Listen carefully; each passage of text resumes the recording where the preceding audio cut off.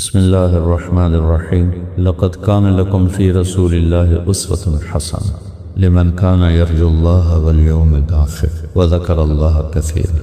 اللہ تعالیٰ نے انسان کے اندر خوب سے خوب کی تلاش رکھی۔ انسان کے علاوہ جتنی مخلوق ہے آج سے 1000 سال پہلے وہ جیسے تھے 1000 سال بعد ویسے۔ کوا جیسے گھونسلہ بناتا تھا، چڑیا جیسے گھونسلہ بناتی تھی، سانپ جیسے سوراخ بناتا تھا، تو ساری مخلوق ایک لائف سٹائل ہے، ایک پیٹرن۔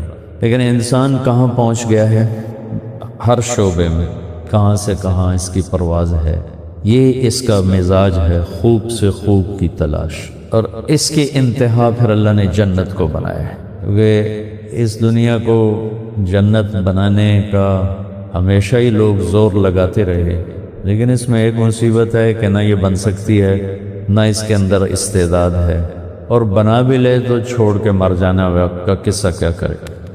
تو ایک صاحب نے بڑا عالیشان قسم کا بنایا اپنا جیسے، تو میں اس کے ساتھ تھا، تو میں ذرا منہ نیچے کر کے جا رہا تھا، مولانا صاحب اتنے بھی ویکھو، میں تو بک پڑھو پیاں دیتے ویٹ چھڈے تو بہت پیسہ ہے، تسی ویکھیا ہی کوئی نہیں۔ پھر میرے بولنے سے پہلے خود ہی بولا کہ مصیبت ہے کہ مر جاؤں ہے، چھڑ جاؤ، اور خود ہی اس نے انالیسس بھی کر لیا کہ اتنے تو ویکھو میں کی بنایا، تو تھوڑی دیر بعد خود ہی کہتا ہے مصیبت ہے چھڑ کے مر جاؤں۔ اب اس کا علاج کوئی نہیں آپ کے پاس، تو گزرگاہ ہے۔ اللہ کا کرم ہے کہ اس نے گزرگاہ کو بھی بہت خوبصورت بنایا۔ ان پھولوں کی کیا ضرورت، بلبل کے نغموں کی کیا ضرورت، کوئل کی کوک کیا ضرورت، مور کے ناچ کی کیا ضرورت، چشموں سے نکلتا ہوا پانی، آبشاروں سے گرتی ہوئی خوبصورت صدا آواز، یہ کیوں گزرگاہ ہے؟ کبھی ہم نے ایئرپورٹ پہ سوچا کہ یہاں بیڈ روم ہو میرا، کیوں؟ چاہے آپ فرسٹ کلاس کے مسافر ہیں چاہے اکانومی کے ہیں، گھنٹے 2 گھنٹے کی گل ٹپ جاؤں، تو لہٰذا اگر اللہ چاہتا تو وہ بھی ایسے ہی ٹرانزٹ ہاؤس بنا دیتا، 2 پھٹے رکھ دینا، 2 اٹاں لا دینا، تو چلو ٹر جاؤں پھر کیڑی گل۔ اتنا خوبصورت بنایا ہے کہ سبحان اللہ۔ اللہ نے مجھے دنیا بہت پھرنے کو دی اور موقع ملا، بہت زیادہ سفر کا موقع ملا، اور ایسی ایسی جگہوں پہ اللہ نے پہنچایا کہ بس اللہ کے خالق ہونے کا دل پکار اٹھا۔ بلا وہو الخلاق العلیم، یہ سورۃ یاسین کی آیت ہے۔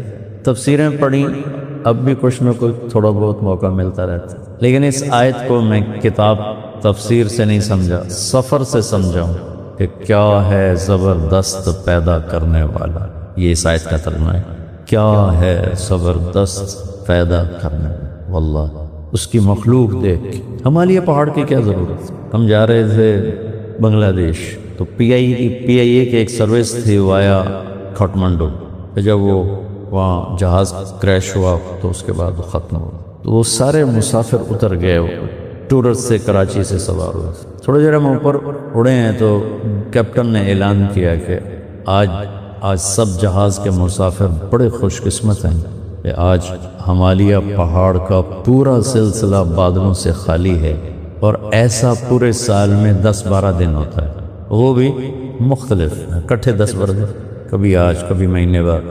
تو کہا آج آپ سب اس کو دیکھ سکتے۔ میں بیٹھا تھا رائٹ سائڈ، وہ آ رہا تھا لیفٹ پر، تو میں نے دوڑ لگائی۔ اس نے اعلان کیا تھا انگریزی میں، میرے ساتھ ایک ساتھی بیٹھے تھے، ہماری پوری جماعت تھی۔ وہ کہتا کی ہوئے میں کہا آج آ جاتے نے کہا، وہ سمجھا نہیں وہ اعلان کیا، میں کہا آج آ جا۔ اللہ کی قسم جب میں نے دیکھا، میں ایسے ہوا ایسے، اور میں گم ہو گیا، میرے سانس رک، اور میرے منہ سے نکلا اللہ اکبر۔ اسی کتنی باری اللہ اکبر آنے، لیکن جو میں نے وہ اللہ اکبر کہا تھا، وہ زندگی میں آج تک ایسا اللہ اکبر میری زبان سے نہیں۔ اللہ اکبر، یہاں سے لے کر یہاں تک جتنا سلسلہ تھا نا، سب خالی تھا، سورج چمک رہا تھا، اور وہ ہمالیہ پہاڑ کی چوٹی آسمان سے بات کر رہی تھی، اور میں اللہ اکبر۔ اس دن میری زبان نے اللہ اکبر نہیں کہا، میرے دل نے اللہ اکبر۔ کیا طاقتور تیری ذات ہے میرے میں، لکیل اوڑائی بنا من دی۔ اگر گزرگائی تھی، نہیں میرے بندہ حسن پرست ہے، خوبصورتی کا دیوانہ ہے، اس کے پیچھے بھاگتا ہے، بنا دے دیکھی رکھوں گا۔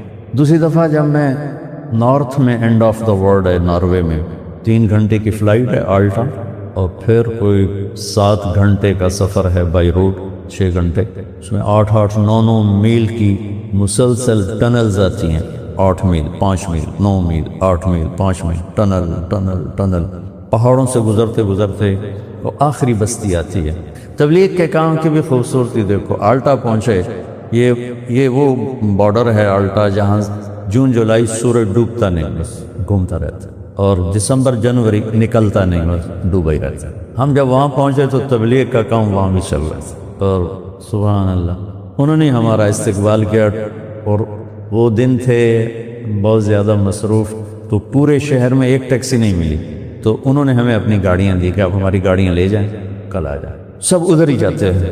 تو جب میں وہاں پہنچا، اس سے پہلے ایک بستی ہے 1 گھنٹہ پہلے ڈرائیو یا پونا گھنٹہ، وہاں پہنچا تو وہاں بھی 10 مسلمان ملے، وہ پہلا جو ملا اس نے تبلیغ میں 10 دن لگائے ہوئے تھے، اسی نے ہمارے ہوٹل کا انتظام کیا، اور پھر وہ ہمارا گائیڈ بن کے گیا۔ تو جب ہم قریب پہنچے تو دھند چھا گئی، یہ جو ہمارے ہاں سردی میں ہر شہر بند، میں کہا یا اللہ ایڈا تھکتے آیا تھے، اگو آئے بلا گل چڈی، مہربانی کر 2 منٹ روپرا کر، میں ویکھاں تو صحیح، میں تو آیا ہی ویکھن واسطے، اور پتہ نہیں کوئی قبولیت کی گاڑی تھی، وہ ایک ریلا آیا بڑا خوفناک قسم، گزر گیا، پھر چمک۔ تو جب میں وہاں سے نکلا ہوں اور سمندر کے کنارے پہنچا ہوں تو وہاں میری زبان سے نکلا اللہ اکبر، جب میں نے ابھی کہا بلا وہو الخلاق العلیم، کیا زبردست ہے بنانے والے۔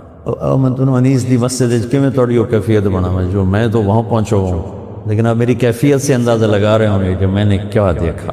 اور میرا اللہ کہتا ہے تو مچھر دا پر ہے، تو میں ایویں بنا چھڑی مچھر دا پر لا تساوی جناح بعوض، یہ تو مچھر دا پر بھی نہیں، تسی آؤ تو صحیح، میں کہا بنایا کیے تھوڑے واسطے۔ میرے نبی کا فرمان ہے کہ ایک منظر میں ڈوب کر اللہ کا بندہ جنتی، 70 کا مطلب ہوتا ہے بے شمار، یعنی لاکھوں سال بیٹھ کے صرف ایک چیز کو دیکھتا رہے تو اس کا مزہ ختم نہیں ہو، چونکہ ہر لمحے جنت کا حسن بڑھ رہا، ہر لمحہ۔ اس مسجد کو ایک حد تک خوبصورت بناؤ گے، آگے ختم، ہر حسن یہاں ایک جگہ پر آ کے سٹاپ کر لیتا ہے، آگے نہیں بڑھتا ہے۔ تو لہٰذا آنکھ دیکھتے دیکھتے دیکھتے پھر تھک جاتی ہے، پھر کسی اور کو دیکھنا چاہتا ہے۔ وہ جنت میں کیا ہے، ایک گھاس کا تن کا بھی ہے، آپ اس کو دیکھیں گے نا، ہر لمحے اس کا حسن بڑھتا جا رہا ہے، بڑھتا جا رہا ہے، لہٰذا کسی شے سے کسی وقت دل نہیں بھرے۔ تو وہاں میں نے اذان دی، 4 اگست کو وہاں سورج ڈوبتا ہے، اور کوئی 20-25 منٹ کی رات ہوتی ہے۔ تو زندگی میں مسافر ظہر اثر کٹھی پڑھتا ہے، شریعت کا مسئلہ ہے، مغرب عشاء کٹھی پڑھتا ہے، لیکن 3 نمازاں کٹھی تو کوئی شریعت بھی کوئی نہیں۔ لیکن اس دن ہمارے ساتھ اللہ نے یہ معاملہ کیا، تو میں نے مغرب کی اذان دی، سرد ہوا، ٹیمپریچر 1-2 ہوگا زیادہ سے زیادہ، اگست کا مہینہ، لیکن وہ جو وہاں خاموش ہیبت ناک سمندر، اور وہ دنیا کا کنارہ نارتھ میں جا کے آخر، اور اس پر انہوں نے گلوب بھی بنایا ہوا تھا دنیا کے اشارے کے لیے کہ یہ آخری جگہ ہے، اوپر پھر نارتھ پول آ جاتا ہے، دیکھو گے تو تم کہو گے اللہ اکبر۔ جو میں نے کہا نا اللہ اکبر اللہ اکبر، میں نے اذان دی، اس دن میں نے پتہ لگا کہ اللہ اکبر ہوندہ کی ہے، ایسے تو سپیکر منہ دیتا تو شروع ہو گئی۔ جب میرے سامنے اللہ کی قدرت کھلی ہوئی تھی، اس کی ہیبت کھلی ہوئی تھی، اس کی شہنشاہی بادشاہی کا جلال تھا، اور میں اس کو دیکھ کے کہہ رہا تھا اللہ اکبر۔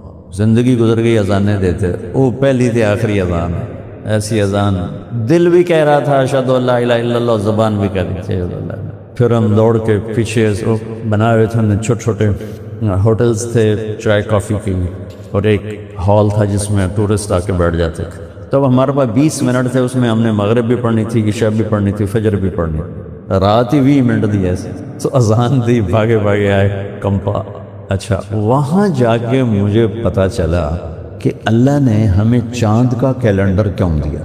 مجھے خیال آتا تھا کہ ہر واری رولا پہ ہوندہ ہے عید اللہ پٹھانا نو ایک دن پہلے نظر آ جاندہ، سانو ایک دن بعد، یورپ پہ 2-3 عیداں، سورج والا کام ہوندہ تھا، ہر شے فکس۔ اچھا، میں آلٹا پہنچا ہوں، مجھے پتا چلا کہ یہاں سسٹم بریک ہو جاتا ہے، تھوڑا آگے آگے، یہ تم باہر کرواتے کھلی جگہ، اور آگے ہو جائے ذرا باہر آ، چل ٹھیک ٹھیک ٹھیک۔ خیال آتا تھا کہ ہمارا جو کیلنڈر ہے یہ ہر سال ہی عید مشکل مصیبت بنی ہوتی۔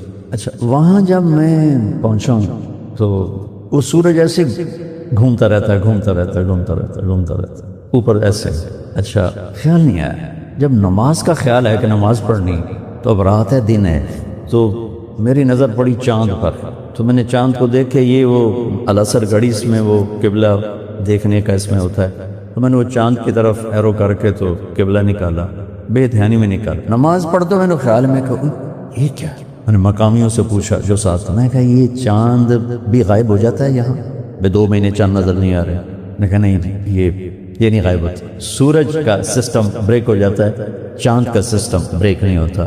میں کہا اللہم صلی علی محمد وعلی آل محمد۔ میں کہا مجھے آج سمجھ میں آیا کہ اللہ نے ہمیں چاند کا کیلنڈر کیوں دیا ہے، کہ اگر میرے نبی کا کوئی امت وہاں ہیں، آلٹا میں ہیں، ہزاروں 10,000 کی آبادی تھی، 3,000 مسلمان تھے وہاں، اور وہاں 1500 کی آبادی کا گاؤں تھا، اس میں 10 مسلمان تھے۔ تب انہوں نے نماز پڑھنی، دن کے رات، سورج چلدا پہ، چاند سے پتہ چلے گا رات ہے یا دن ہے۔ تو چونکہ میرے نبی عالمی نبی ہیں، رحمت للعالمین ہیں، کافۃ للناس بشیر و نذیرہ ہیں، دنیا کے آخر کناروں تک کے نبی ہیں، تو اللہ نے میرے نبی کو وہ کیلنڈر دیا جو کہیں بھی فیل نہیں ہوتا ہے۔ چاند کا کیلنڈر، سورج کا کیلنڈر فیل ہوتا ہے وہاں تو میں دیکھ کے آیا، اور چاند کا کیلنڈر وہاں بھی چلتا ہے۔ میں کہا یہ ہے رحمت للعالمین کی شان، کیا میرے اللہ نے اپنے نبی کو، حالانکہ چاند بھی اللہ کا، سورج بھی اللہ کا، هو الذی جعل الشمس ضیاء والقمر نورا وقدره منازل لتعلموا عدد السنین والحساب وكل شیء فصلناه تفصیلا۔ جنوری فروری سورج سے ریلیٹ ہے، سورج اللہ کا تو جنوری بھی اللہ کا، اور محرم سفر چاند سے جڑا ہوا ہے، تو چاند بھی اللہ کا تو محرم بھی اللہ کا۔ تو وہ کافروں کا اور یہ مسلمانوں کا ایسی بات نہیں ہے کہ کوئی تعصب ہو، اللہ نے اپنی قدرت سے اپنے حبیب کے لیے چاند چنا تاکہ دنیا کی کسی بھی کنارے پر امتی موجود ہو تو اس کو نماز کے لیے ٹائم معلوم ہو، اس کو روزہ رکھنے کے لیے ٹائم معلوم ہو۔ تو خیر میں آپ سے عرض ہی کر رہا تھا کہ اللہ تعالیٰ نے اس مسافر خانے کو اتنا خوبصورت بنایا ہے کہ انتہا کو حد کر دی ہے۔ تو جس کی وہ تعریفیں کر رہا ہے روزانہ پورے قرآن میں، جنات عدن تجری من تحتها الانہار، جس کو اللہ کے نبی نے فرمایا کہ اللہ نے جنت الفردوس کو اپنے ہاتھوں سے بنایا۔ اب کتنا ہی بڑا گھر بنائے، کیا علاج ہے موت کا؟ کیا علاج؟ سب سے بڑا گھر دنیا میں بنایا تھا ایران کے بادشاہ خسرو پرویز، 11,000 پلرز پر وہ گھر کھڑا کیا گیا۔ تو اسی طرح بڑے بڑے گھر بنانے بیٹھے ہو، 11,000 پلرز پر وہ گھر کھڑا کیا گیا تھا، اور 40 مربع میل میں تھا، 40 مربع میل، اور اس میں پوری دنیا سے یہ حسین ترین 3,000 باندیاں اس میں چھوڑی گئی تھیں، اس کے حسن کے لیے، اس کی زیبائش کے لیے، اور جنگل میں 900 ہاتھی چھوڑے گئے تھے اس خسر پرویز کی ہیبت کو۔ اس لئے ہاتھی بڑی طاقت ہوندی ہے تو ہاتھی چھوڑے ہوئے تھے، اور اس کے نیچے 100 بڑے بڑے ہال تھے جو سونے چاندی سے بھرے ہوئے تھے، اور اس کو اس میں 10 سال رہنا نصیب نہیں۔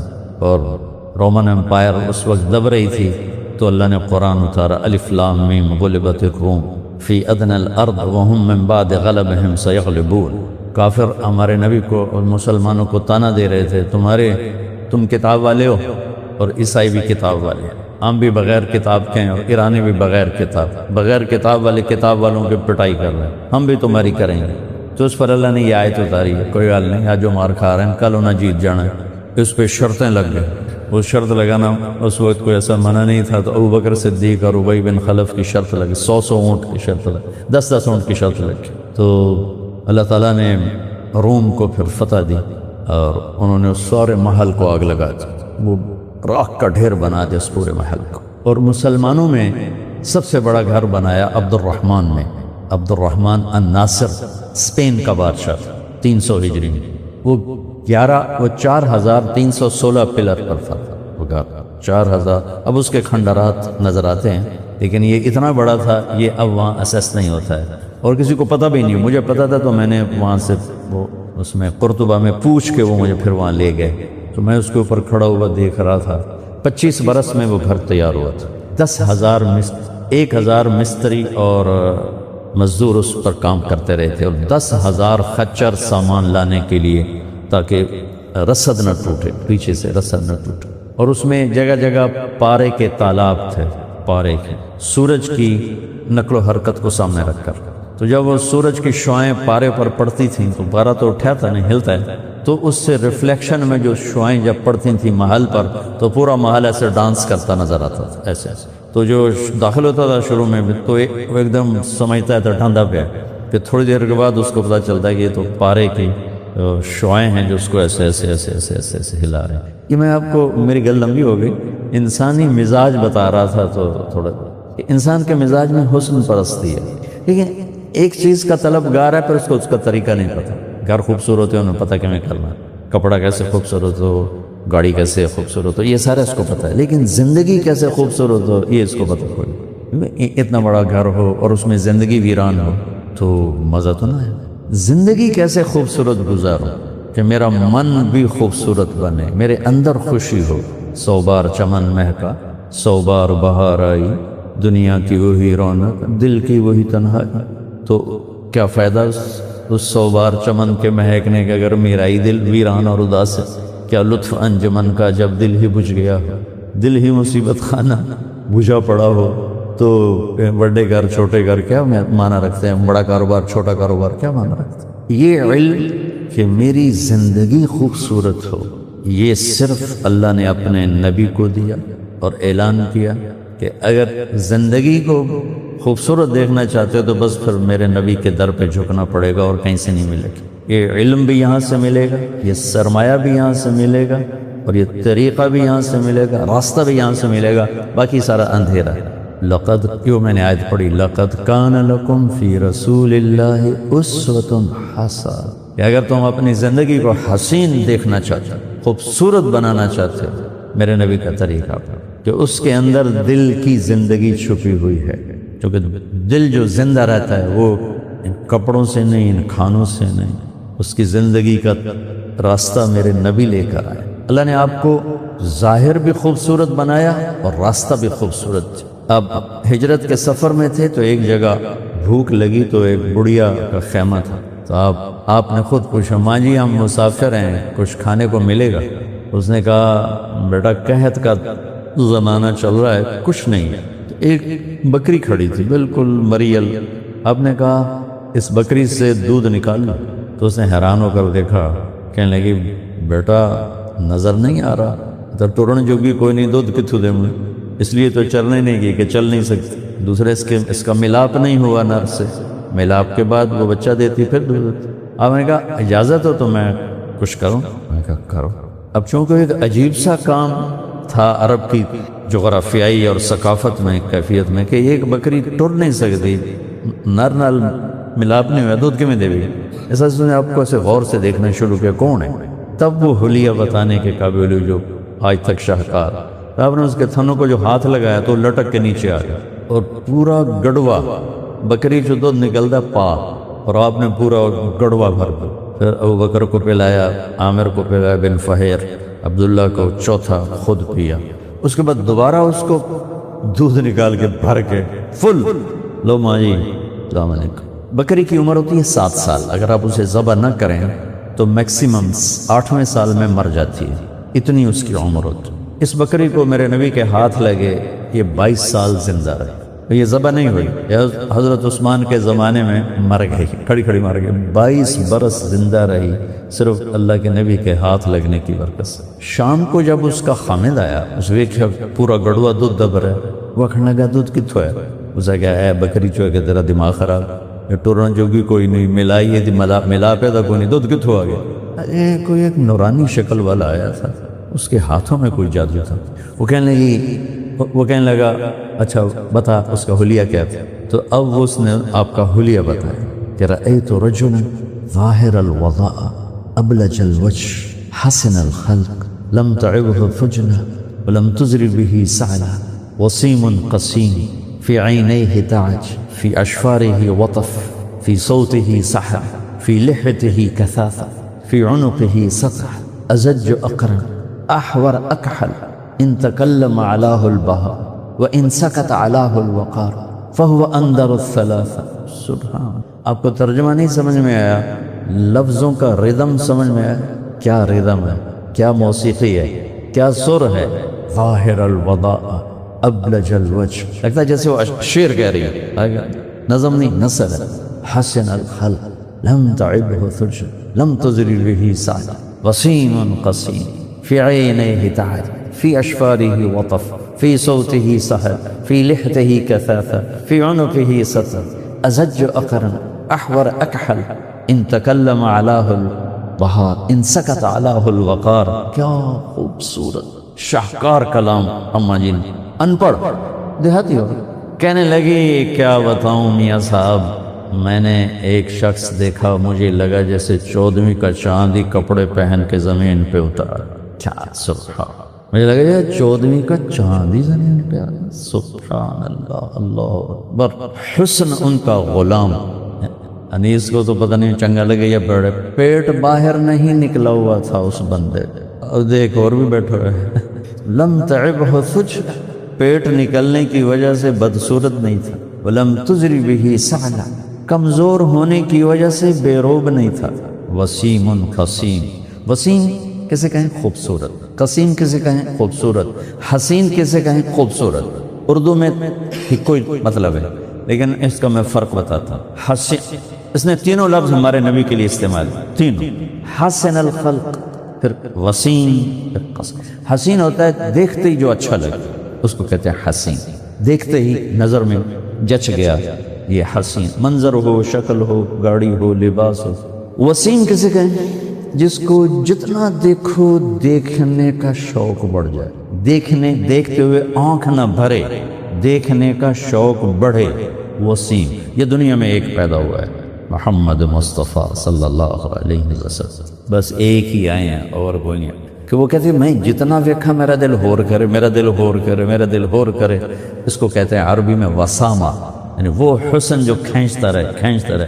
اب دنیا کی تو اب دنیا پھر کے بتا، حسین سے حسین منظر 1 2 3 بس، اس کے بعد نہیں. چلو یار چھوڑو بیکھو ہے. اور وسیم وہ ہوتا ہے جس کو جتنا دیکھو دل کھنچتا جائے. قسیم کیسا خوبصورت، جو سر سے لے کر پاؤں تک، آگے سے لے کر پیچھے تک، دائیں سے لے کر بائیں، بائیں سے لے کر دائیں، نوخن سے لے کر بال تک، جس کے جسم کی ہر بناوٹ حسین ہو، ہر عضو حسین ہو، ہر ادا اور حرکت جس کی حسین ہو، اسے قسیم کہتے ہیں. وہ کہہ رہی تھی کہ قسیم تھے کہ ہر شے اللہ نے وکھری بنا کے لائی ہوئی ہے. بال وکھرے، آنکھیں الگ، چہرہ الگ، ماتھا الگ، خوبصورت آنکھیں. فی عینیہ تاج فی اشفارہ وطف، لمبی پلکیں، لمبی. اکحل، سرما لگا ہوا، سرمے کے بغیر سرما کی آنکھ. آپ سرما نہیں لگاتے تھے تو بھی آپ کی آنکھیں سرما کی ہوتی تھی. جب لگاتے تھے اور خوبصورت ہو جاتے، جب نہیں لگاتے تھے پھر بھی وہ سرما کی آنکھ ہوتی تھی. اور حسن، اور اس لیے آپ کی آنکھوں کو کوئی دیکھ نہیں سکتا. ہمارے نبی ایسے نہیں دیکھتے تھے، آنکھ اٹھا ایسے دیکھتے تھے. کبھی کبھی ایسے آنکھ اٹھاتے تھے تو پھر سارا مجمع ہیبت سے یوں ہو جاتے تھے. ایسے آپ کو دیکھ نہیں سکتے. صرف 2 آدمی آپ کو دیکھ سکتے تھے، ایک ابو بکر اور ایک عمر. بس باقی کسی کی ضرورت نہیں ہوتی تھی کہ آپ کو سیدھا دیکھ سکتے. اللہ نے ایسی حسین پرکشش، آپ کی آنکھوں کے بارے میں 7 الفاظ آتے ہیں. ان 7 کا ایک ترجمہ، ایسا حسن کسی آنکھ میں نہ تھا. ادعج، اکحل، احور، اہدب، انجل، ابرر، سبحان، اشکل. فی صوتہ سحل کا آواز میں جادو تھا، آواز میں کشش تھی، آواز کھینچتی تھی، دل کو پکڑتی تھی. گردن لمبی سراہی دار تھی، داڑھی بڑی خوبصورت گھنی گولائی میں تھی. جب بولتے تھے تو ایک نور چھا جاتا تھا، جب خاموش ہوتے تھے تو ایک وقار چھا جاتا. میری آنکھ نے ایسا آج تک نہیں دیکھا. وہ بابا کہنے لگا یہ وہی قریشی ہے جس کے پیچھے وہ مکے والے لگے ہوئے ہیں، یہ اور کوئی نہیں ہو سکتا، اور یہ سچا ہی نبی ہے، ورنہ اس بکری جو دودھ کون کٹ سکتا ہے. چلو دے مگر ہی چلیے. تو دونوں میاں بیوی اپنی جو 2 4 10 بکریاں تھیں ان کو لے کے پیچھے ادھر ہمارے نبی مدینہ پہنچے، پیچھے وہ بھی پہنچ گئے. دونوں میاں بیوی نے کلمہ پڑھا، ایمان لائے. یہ بکری مدینے میں مری، مدینے میں انہوں نے کیا کیا. تو ہمارے نبی بڑی خوبصورت زندگی لائے. اب لوگ تاجر ہیں. آج میں صرف تجارت کا حسن بتاتا ہوں. میرے نبی نے ذمہ دارہ نہیں کیا تجارت، یہ ایک آپ کو فضیلت حاصل، بلکہ تمام شعبہ جاتے زندگی میں صرف تاجر کو یہ فضیلت حاصل ہے کہ وہ میرے نبی نے تجارت کی. آپ کے صحابہ میں زمیندار بھی تھے مدینے والے، تجار تھے مکے والے، مزدور لوگ بھی تھے، غریب، سب کے ساتھ آتے، لیکن آپ نے اپنی زندگی میں نبوت کے اعلان سے پہلے تجارت کی، اور آپ نے تجارت کا حسن بتایا کہ تجارت کی خوبصورتی کیا ہے۔ التاجر الصدوق الامین مع النبیین والصدیقین والصالحین، آپ نے فرمایا کہ دو صفتوں کے ساتھ جو تجارت کرے گا، چاہے میرا زمانہ ہو چاہے 1439 کا زمانہ ہو، تو اللہ اس کا حشر قیامت کے دن نبیوں کے ساتھ کرے، صدیقین کے ساتھ، صالحین کے ساتھ، شہداء کے ساتھ کرے۔ وہ دو صفتیں کیا ہیں؟ ایک سچ بولنا اور ایک دیانتداری کی چادر اوڑھنا۔ برعکس کیا ہے؟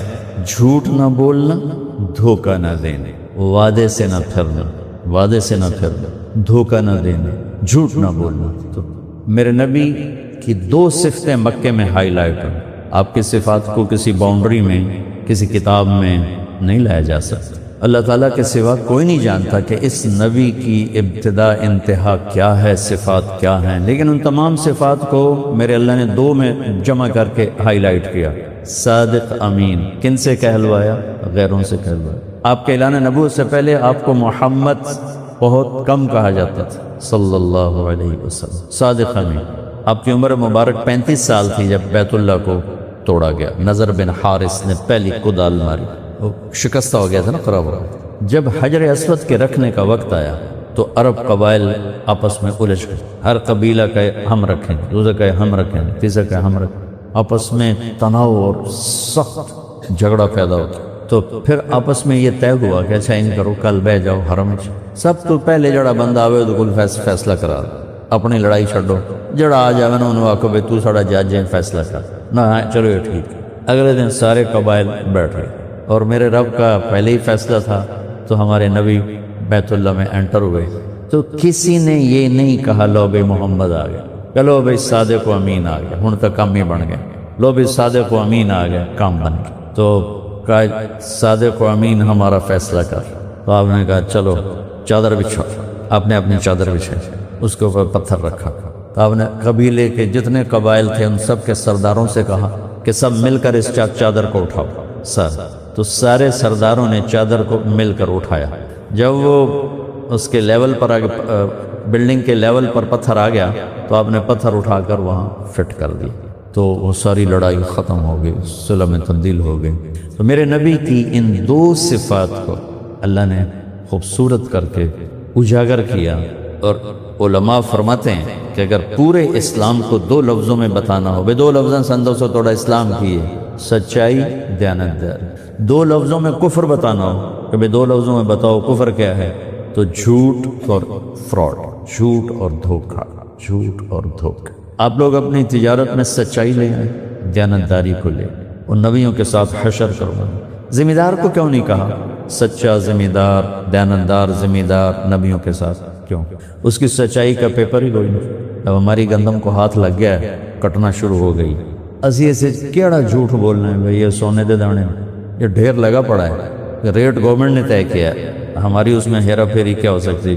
آپ تو 10 کے 100 بھی بتا سکتے، تو ہم تو ریٹ بھی اپنی چیزوں کا خود نہیں طے کرتے، ریٹ ہمیں گورنمنٹ دیتی ہے، یہ 1300 روپے من ہم نے طے کر دیا۔ اب پورے پاکستان کے ذمہ دار جھوٹ بولنا چاہیں تو کیا بولیں گے، اور دھوکہ دینا چاہیں تو کیا دیں گے؟ ان کے پاس آپشن ہی کوئی نہیں جھوٹ بولنے کی، دھوکہ دیں۔ ساتھ ساتھ آلو کی بھرائی ہو رہی ہے اور ڈھوائی ہو رہی ہے، وہ بھی ریٹ منڈی سے آتا ہے، ہم خود تو منڈی کا ریٹ نہیں طے کرتے، آپ اپنی چیز کا ریٹ خود طے کرتے ہیں، وہ منڈی سے آتا ہے، اس میں ہم کیا بے ایمانی کریں گے؟ تو ذمہ دار کے سچ جھوٹ کا پیپر کوئی نہیں، بہت کم، بہت نہ ہونے کے برابر۔ لیکن آپ تو ہر لفظ پہ جھوٹ بول سکتے ہو، دھوکہ دے سکتے ہو، اور ہر لفظ پہ سچ بول سکتے ہیں اور دیانتداری کا معاملہ کر سکتے ہیں۔ اس لیے اور جب سچائی اور دیانتداری پر آدمی آتا ہے تو پس جاتا ہے، لیکن زندگی خوبصورت ہو جاتی، تجارت خوبصورت ہو جاتی۔ میرے نبی وضو فرما رہے تھے تو صحابہ وضو کا پانی نیچے سے گرنے نہیں دے رہے تھے، منہ تے مل رہا ہے، کوئی پی رہا ہے، کوئی ہتھاں تے پھیلا رہا ہے۔ اب فرمایا ما یحملکم علی ھذا، یہ سارا تسی کیوں کر رہے ہو؟ رجو حبا للہ ولرسولہ، ہم اللہ اس کے رسول کے عشق میں کر رہے ہیں۔ تو آپ نے فرمایا میں بتاؤں سچا عاشق کون ہوتا ہے؟ ہم نے کہا میں بتاؤں سچی محبت کیا ہوتی ہے بتاؤں؟ مطلب اس کی نفی نہیں کی، چلو یہ بھی جو کر رہے ہو ٹھیک ہے تھوڑی محبت یہ، لیکن جس کی محبت میں پاس کروں گا وہی پاس ہوگا، جس کی محبت کو اللہ رسول پاس کریں گے وہی پاس ہے۔ اور آپ نے کہا میں بتاؤں سچا پیار کرنے والا کون ہوتا ہے؟ کہا اس سے اللہ اس کا رسول بھی پیار کرتے ہیں، وہ محبت جان بین ہو جاتی ہے۔ تو ان کا جی بتائیں؟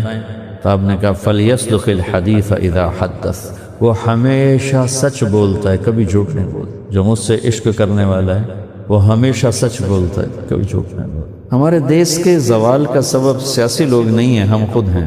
آپ بازار میں سچا دکھاؤ، کوئی سچ بولنے والا دکھائے، دیہاتوں میں، شہروں میں، سرحد میں، پنجاب میں، سندھ میں، بلوچستان، یہ میں یہ نہیں کہہ رہا ہوں کہ ہے نہیں، یہ 10 لاکھ ہکو ادا کی ہوئے۔ اب ہمیں فَلْيَصْدُقِ الْحَدِيثَ إِذَا حَدَّثَ، میرے عشق کی پہلی نشانی ہے سچ بولے۔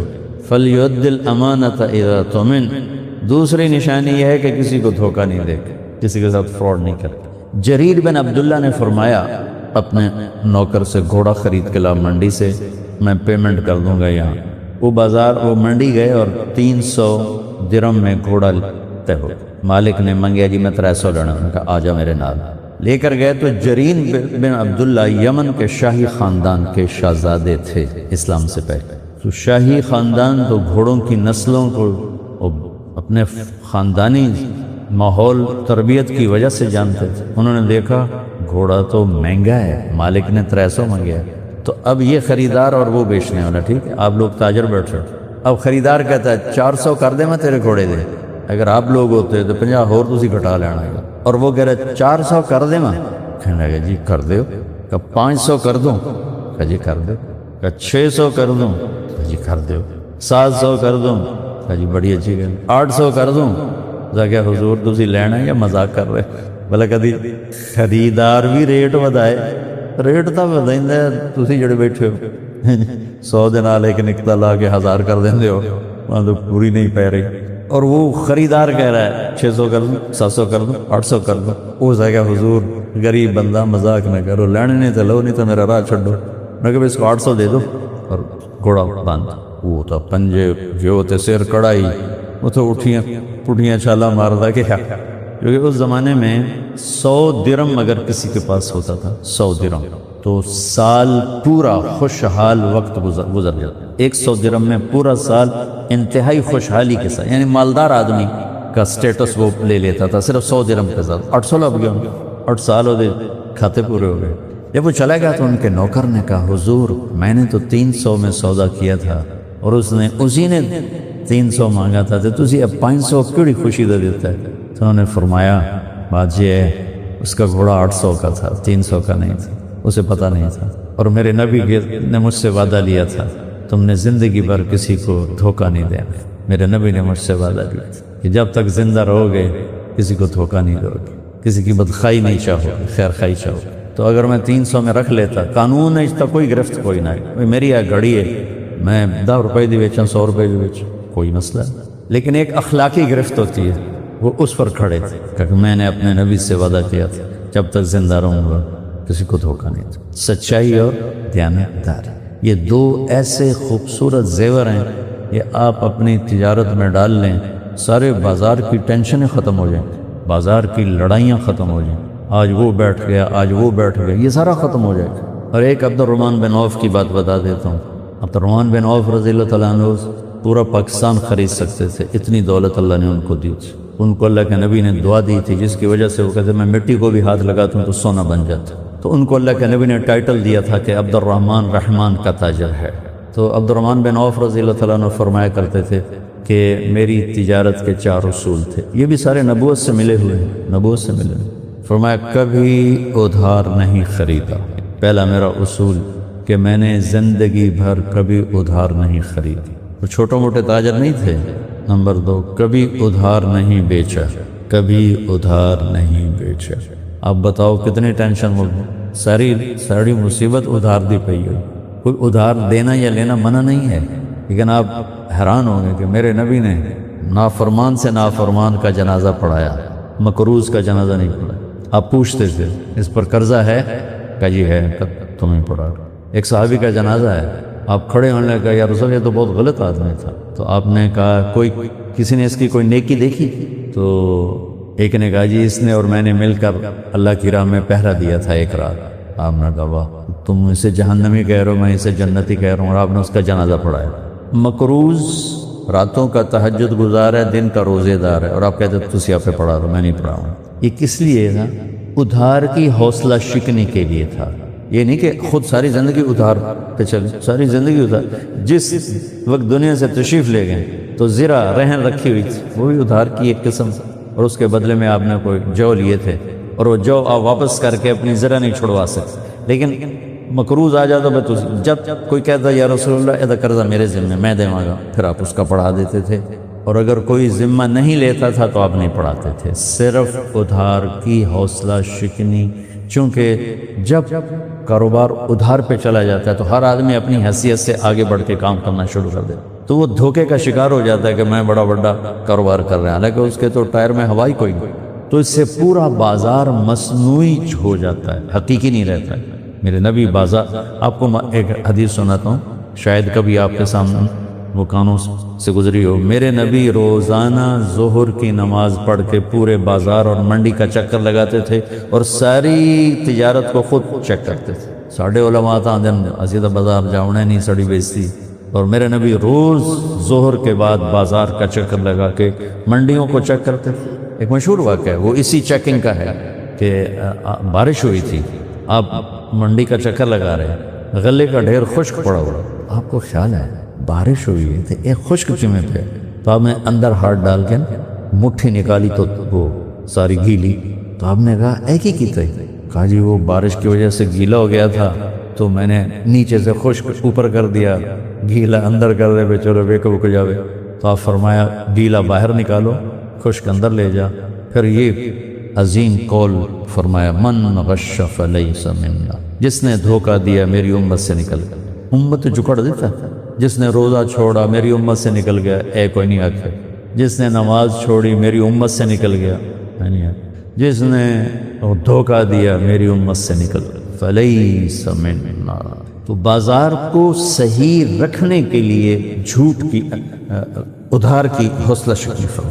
آپ تشریف فرماتے آپ نے یوں کیا، اوہ ہوئے ہوئے، ایسے زور سے ہاتھ مارا، اوہ ہوئے ہوئے، سب ڈر گئے. تو اس وقت تو کسی کو ہمت نہیں ہوئی پوچھنے کی. اگلے دن ایک صحابی ہیں محمد بن عبداللہ بن جحش، ان کا نام بھی محمد. کہا یا رسول اللہ کل آپ نے یہ کیا، اوہ ہوئے ہوئے، کیا ہوا؟ کہ جبریل میرے پاس آیا تھا اس وقت اور مجھے کہہ کر گیا تھا یا رسول اللہ ایک شخص اللہ کی راہ میں جہاد کرتا ہوا شہید ہو، پھر زندہ ہو، پھر شہید ہو، اور اس پر قرضہ ہو تو جنت کی ہوا بھی نہیں لگی، اس کو جنت کی ہوا بھی نہیں لگی. شہادت 2 دفعہ اور ہے قرضہ، جنت میں نہیں جائے گا. یہ کیوں کہ بازار اپنی اصل پہ رہے، مصنوعی نہ ہو جائے. اس وقت تقریباً ساری دنیا کے بازار مصنوعی سٹیٹس پر چل رہے کہ ہر آدمی اپنی حیثیت سے بڑھ کے لالچ کی وجہ سے، اس لیے مصیبتیں اور پھڑے ہیں. تو عبد الرحمن بن عوف نے فرمایا کبھی ادھار نہیں خریدا، کبھی ادھار نہیں بیچا، کبھی سٹور نہیں کیا. پتہ نہیں ود رہا نہ بیچا جی ود رہا، وہ پتہ لگتا سارا مول ہی گیا. فرمایا جب بھی مجھے نفع ملا میں نے فوراً بیچ دی. نفع کے بڑھنے کی امید پر میں نے کبھی مال نہیں روکا. مجھے 1 پیسے کا نفع ملا میں نے نکالا. چوتھا، میں نے کبھی اپنے سودے کا عیب نہیں چھپایا. کوئی اس میں عیب ہے ظاہر کر کے اب اس میں یہ ہے آپ لینا ہے تو آپ لے لیں. یہ میرے نبی کی تجارت کا حسن ہے، آپ لے لیں، آپ کو بہت نفع ہوگا. تو پوری زندگی کا حسن تو نہ کوئی بیان کر سکتا نہ ہوگا، لیکن آپ سارے بڑے تاجر بیٹھے ہو. یہ میں نے 2 باتیں کی ہیں اور اس کے ساتھ 4 ابن عوف کی ہیں. ان کو سچائی، دیانتداری، ادھار لینا نہیں، ادھار دینا نہیں. اس پر آپ لاؤ، چونکہ سارا بازار تو ادھار پر ہے اور آگے لالچ اور حرص و حوث ہے، توڑے کل کسے لینا ہی کوئی. تو آپ لوگ اس کے لیے میٹنگ کرو بھائی ہمارے بازار میں سچائی کیسے آئے، ہمارے بازار میں دیانتداری کیسے آئے، اور وعدے وفا کیسے آئے، اور ہم ادھار کو ڈسکریج کیسے کریں. تو انشاءاللہ ہو جائے، خوبصورت زندگی ہو جائے گی.